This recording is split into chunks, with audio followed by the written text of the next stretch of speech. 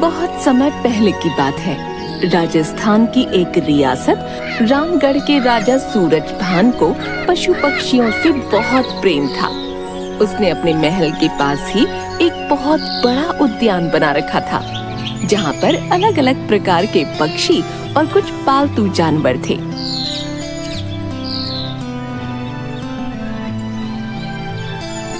राजा हर रोज कुछ वक्त निकालकर उन सब पक्षियों और जानवरों से मिलने जरूर जाता था और उनसे बातें करता था।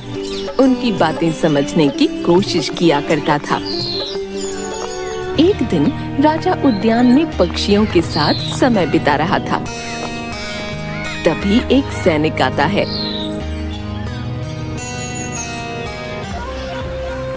महाराज की जय हो। महाराज, पड़ोसी राज्य के राजा हरि सिंह के सेनापति आपसे मिलने की आज्ञा चाहते हैं। उन्हें आदर सहित अंदर ले आइए। जी महाराज। सैनिक जाता है और सेनापति को साथ लेकर महाराज के समक्ष आता है। महाराज की जय हो। महाराज, जैसा कि हमारे महाराज हरि सिंह को अच्छे से ज्ञात है कि आपसे बड़ा पशु पक्षी प्रेमी आसपास के राज्यों में और कोई नहीं है, उन्होंने उपहार हेतु आपके लिए ये 2 अनमोल बास के बच्चे भेजे हैं। आप इस बहुमूल्य उपहार को स्वीकार करें। राजा बास के बच्चों को हाथ में लेता है और उनके ऊपर हाथ फेरते हुए कहता है, बहुत खूब। मैंने आज से पहले इतने शानदार बास कभी नहीं देखे। राजा हरि सिंह जी को मेरी तरफ से बहुत बहुत धन्यवाद कहिएगा। हमें उनका ये तोहफा बहुत पसंद आया। राजा ने उनकी देखभाल के लिए एक अनुभवी आदमी को नियुक्त कर दिया। जब कुछ महीने बीत गए तो राजा ने बाजों को देखने का मन बनाया।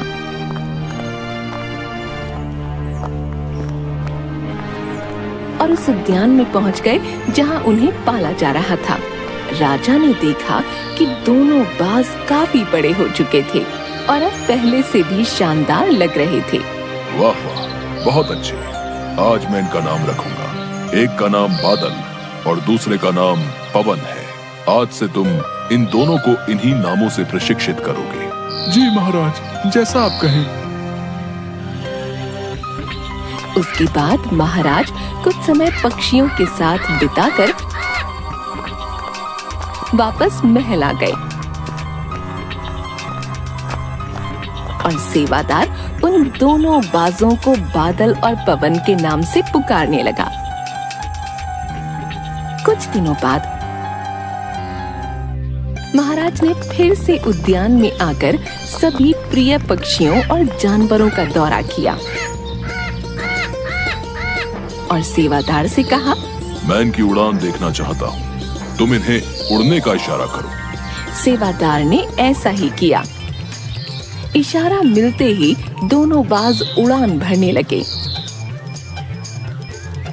पर जहाँ एक बाज आसमान की ऊंचाइयों को छू रहा था, वहीं दूसरा कुछ ऊपर जाकर वापस उसी डाल पर आकर बैठ गया जिससे वो उड़ा था। ये देख राजा को कुछ अजीब लगा।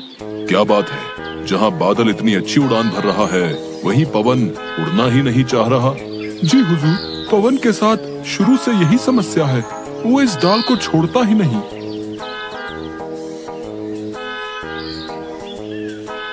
राजा को दोनों ही बाज प्रिय थे और वो पवन को भी उसी तरह उड़ता देखना चाहते थे।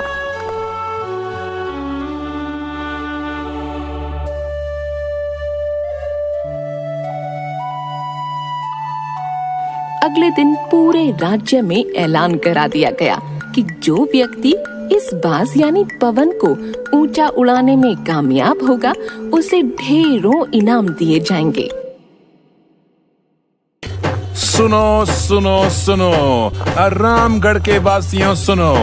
महाराज सूरजभान का आदेश है कि उनके पक्षियों में से प्रिय बाज पवन को जो आसमान की ऊंचाइयों में उड़ाने में सफल रहेगा, उसे स्वर्ण मुद्राएं दी जाएंगी। सुनो सुनो सुनो। फिर क्या था, एक से एक विद्वान आए और पवन को उड़ाने का प्रयास करने लगे।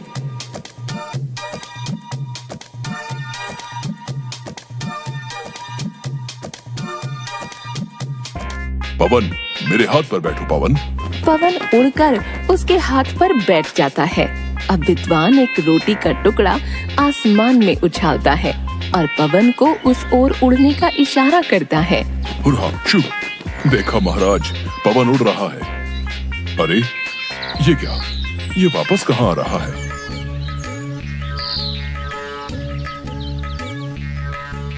पवन उड़ता है और वापस आकर विद्वान के सर पर बैठ जाता है।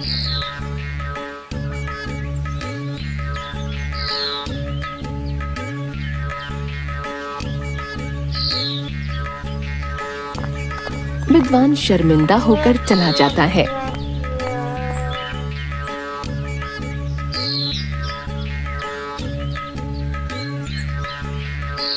चल सुस्तबाज, इधर आ। पवन उसको सुनकर भी अनसुना कर देता है। अरे पवन सुनो, हाथ पर बैठो। पवन ने नहीं सुना और विद्वान उसको जबरदस्ती पकड़ने लगता है। तभी पवन उसको हाथ में काटकर सेवादार के पास चला जाता है। दूसरा विद्वान भी नाकाम रहता है, पर हफ्तों बीत जाने के बाद भी बाज का वही हाल था। वो थोड़ा सा उड़ता और वापस आकर डाल पर बैठ जाता। फिर एक दिन कुछ अनोखा हुआ।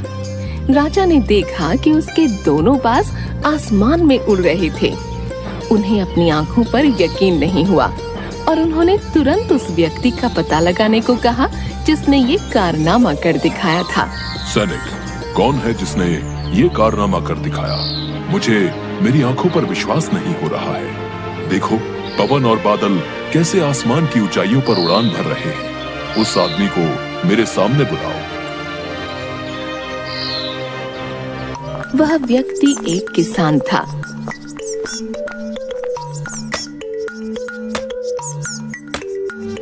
अगले दिन वह दरबार में हाजिर हुआ। उसे इनाम में स्वर्ण मुद्राएं भेंट करने के बाद राजा ने कहा, मैं तुमसे बहुत प्रसन्न हूँ। बस तुम इतना बताओ कि जो काम बड़े बड़े विद्वान नहीं कर पाए, वो तुमने कैसे कर दिखाया? मालिक, मैं तो एक साधारण सा किसान हूँ। मैं ज्ञान की ज्यादा बातें तो नहीं जानता। मैंने तो बस वो डाल काट दी जिस पर बैठने का बाज आदी हो चुका था, और जब वो डाल ही नहीं रही तो वो भी अपने साथी के साथ ऊपर उड़ने लगा।